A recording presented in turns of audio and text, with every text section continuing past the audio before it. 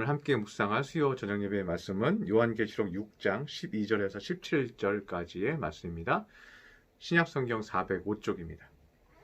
내가 보니 여섯째 인을 떼실 때 큰 지진이 나며 해가 검은 털로 짠 상복같이 검어지고 달은 온통 피같이 되며 하늘의 별들이 무화과 나무가 대풍에 흔들려 설익은 열매가 떨어지는 것 같이 땅에 떨어지며 하늘은 두루마리가 말리는 것 같이 떠나가고 각 산과 섬이 제자리에서 옮겨지매 땅의 임금들과 왕족들과 장군들과 부자들과 강한 자들과 모든 종과 자유인이 굴과 산들의 바위 틈에 숨어 산들과 바위에게 말하되 우리 위에 떨어져 보좌에 앉으신 이의 얼굴에서와 그 어린 양의 진노에서 우리를 가리라. 그들의 진노의 큰 날이 이르렀으니 누가 능히 서리요 하더라. 아멘. 오늘 요한계시록 6장 12절 17절에 있는 말씀은 여섯째 인을 떼실 때의 모습을 나타내고 있습니다. 그런데 여섯째 인을 떼실 때에는 우주에 대격변이 일어나고 있습니다. 그래서 먼저는 지구에서 지진이 나고 지진이 심해진다고 말하고 있습니다. 백두산이나 한라산도 화산 폭발할 수 있다. 특히 백두산의 화산 폭발이 위험 지경에 이르렀다고 학자들은 얘기하고 있죠. 그만큼 땅속에서 무언가 뜨거운 열들이 이동하고 있고 그것 때문에 지진이 증가하고 있는 것을 우리가 볼 수가 있습니다. 그리고 이제 두 번째 나타나는 것은 이제 하늘의 징조 가운데 해와 달의 징조들이 어떻게 변하는지에 대해서 보여주고 있습니다. 해가 검은 털로 짠 상복같이 검어지고 12절에 보면 해는 검어진다. 검게 되어서 빛을 잃어버린다는 것을 의미하죠. 그리고 달은 온통 피같이 된다. 달은 오히려 붉어진다고 말하고 있습니다.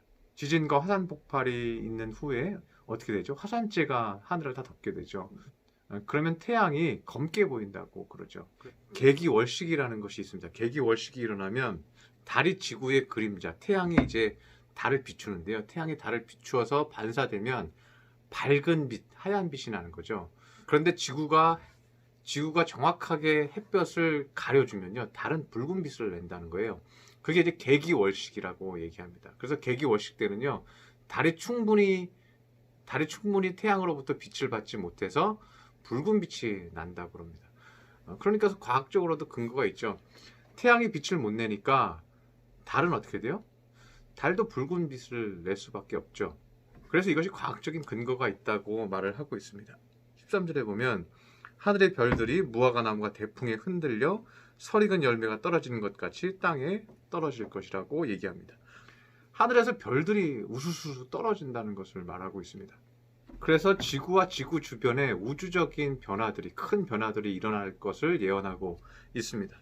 그래서 이 같은 특징을 좀 동사로만 좀 나열을 좀 하면요, 12절에서는 검어지고 또 피같이 되며, 좀 부정적인 단어죠. 검어진다는 것, 어두워진다는 거죠. 그리고 피같이 되며, 이것은 매우 불길한 징조를 느낄 수 있는 표현이죠. 그리고 흔들리며, 무화과 나무가 대풍에 흔들리며, 영어 성경에서는 fan shaken 이렇게 썼습니다. shaken, 우리 쉐이크 하듯이 막 흔들리는 거죠. 이렇게 흔들리며, 그래서 흔들려서 떨어지며, 흔들려서 다 땅에 떨어지고, 이 열매가 익어서 제대로 먹기 전에 다 떨어져서 수확할 수 없게 되죠. 그리고 14절에서는 하늘은 두루마리 말리는 것 같이 떠나가고는 영어 성경에서는 리시디드가 쓰였습니다. 리시디드는 기울어져서 쓰러진다는 것을 의미하고 있습니다.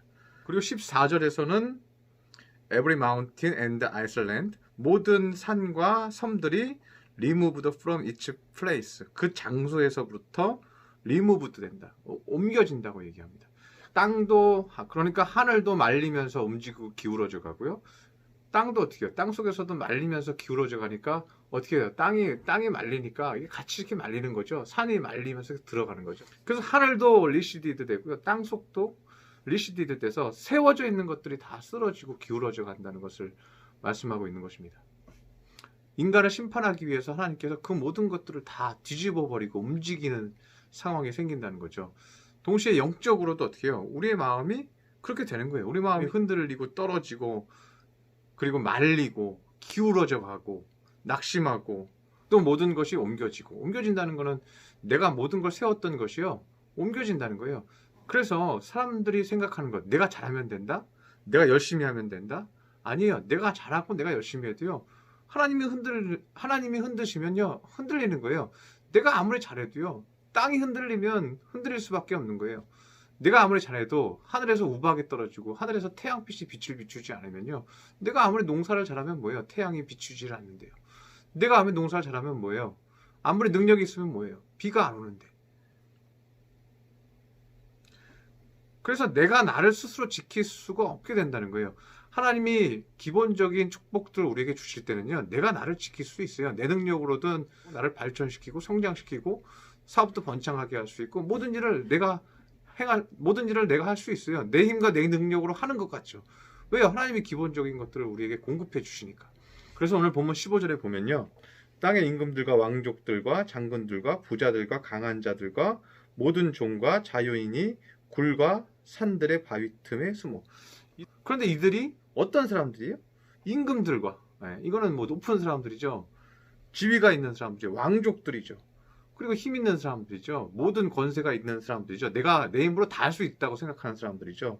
장군들과 군인들, 뭐 내 힘 믿고 싸우는 군인들, 그리고 부자들, 부유한 사람, 돈으로 다 모든 걸 할 수 있다고 생각하는 사람들, 강한 자들, 그리고 그들을 의지하는 모든 종과, 그리고 자유인, 나는 뭐 자유롭게 모든 걸 할 수 있다고 장담하는 모든 자유인이 어디에 숨어요? 굴과 산들의 바위 틈에 숨어요. 우리는 어디에 숨어요? 우리 예수 믿는 사람들은 어디에 숨어요? 기도의 자리로 가고 주님 품에 숨죠. 주여 도와주옵소서. 주님께서 우리를 지켜주시옵소서 하고 주님께 피하잖아요. 그렇게 주님께 피하는 자들에게 복이 있는 거잖아요. 그런데 이들은 어디에 숨어요? 우리가 세상의 권력과 힘과 강함을 가지고 있고 또 그렇게 강한 것을 가지고 있는 사람을 의지하는 종들, 그리고 나는 자유롭다고 생각하는, 난 내 자유로 산다, 내 인생은 내 거다, 이렇게 사는 사람들은요 하나님 의지하지 않아요. 기도하지 않아요. 주님 나를 도와주시옵소서 하고 간구하지 않아요. 뭐 당시로 따지면 자연계에 이런 문제가 있으면 어디 숨어요? 굴과 산들에 숨는 거죠. 지금으로 이것을 비유하자면요. 현대 세계에 생기면 우리가 어디에 비유해요? 우리가 만들어낸 건물들, 우리가 만들어낸 과학적인 방법들, 그리고 논리적인 방법들, 이런 것들에 의지하는 거죠. 그것이 현대사회가 만든 산과 바위죠. 거기에 숨는 거죠. 인간이 만들어낸 산과 바위에 우리는 얼마든지 숨을 수 있고 이겨낼 수 있다라고 우리는 생각하는 거죠. 그래서 오늘 계시록 7장, 우리가 안 읽은 부분이지만 그 다음 7장 1절에 보면 이렇게 표현하고 있어요. 이 일 후에 내가 내 천사가 땅 내 모퉁이에서 선 것을 보니 땅의 사방의 바람을 붙잡아 바람으로 하여금 땅에나 바다에나 각종 나무에 불지 못하게 하더라. 내 천사가 재앙을 멈추는 거예요. 땅이나 바다나 각종 나무에 불지 못하게 하더라. 땅이 말리고 하늘에서 별이 떨어지고 이런 상태 가운데서도요. 하나님께서 내 천사를 통해서 땅에 있는 식물들을 보존케 하신다는 거예요. 여섯째 인을 떼실 때 재앙이 있지만 하나님이 보호해라 하시면 보호가 되는 거예요. 그러니까 재앙의 절제도 하나님이 하신다는 거죠. 우리가 최근에 코로나 바이러스로 인해서 고통을 겪고 있고 백신이 생기면 모든 것이 해결될 것이라고 생각하기도 하지만 백신이 생겨서 우리가 병이 낫는다고 하면요. 그것 하나님께서 보호하시는 거예요. 하나님은 백신도 소용없게 하실 수 있어요. 그러나 백신이 소용있게 하실 수도 있어요. 그것도 하나님의 손에 달렸다는 거죠. 또 봄에 다른 천사가 살아계신 하나님의 인을 가지고 해돋는 데로부터 올라와서 땅과 바다를 해롭게 할 권세를 받은 내 천사를 향하여 큰 소리로 외쳐 이르되 우리 하나님의 종들이 이마에 인치기까지 땅이나 바다나 나무들을 해하지 말라 하더라. 하나님의 백성과 천국 백성을 더 늘려갈 때까지 땅이나 바다나 나무들을 해하지 말라. 땅이나 바다나 나무들을 해하지 말라. 이건 뭐예요? 사람들이 먹을 수 있는 양식, 식물들, 그리고 나무들, 거기서 나오는 양식들을 아직은 해하지 말아라. 누가 명령하는 거예요?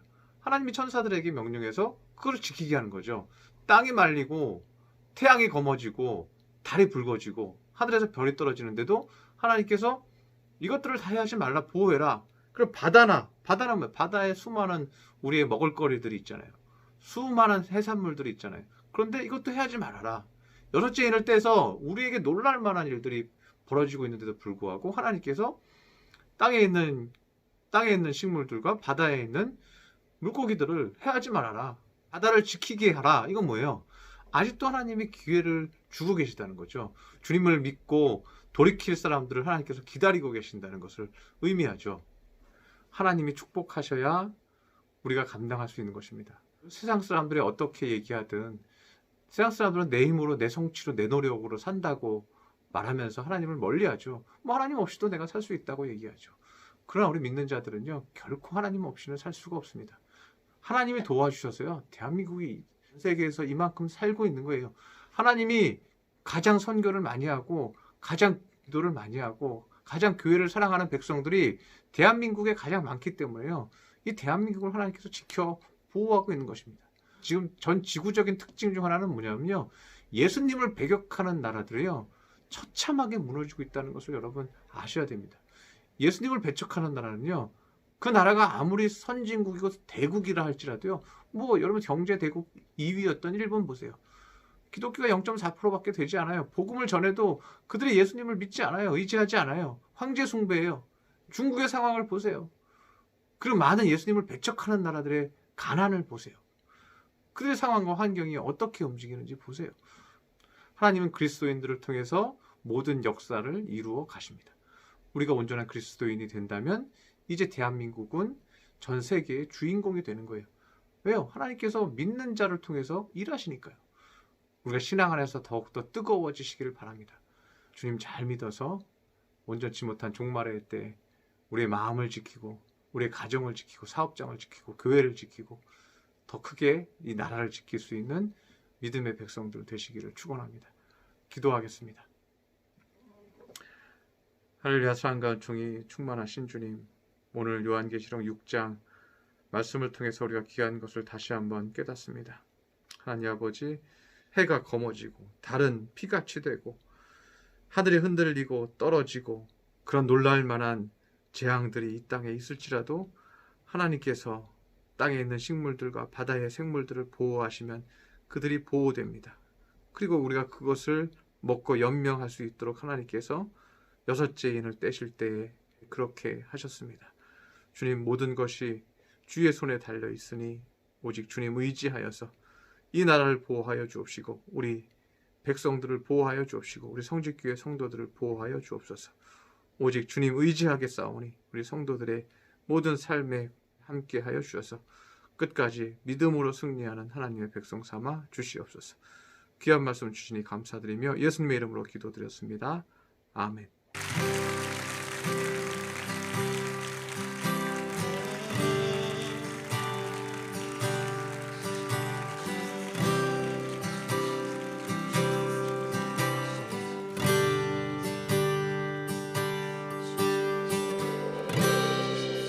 모든 상황 속에서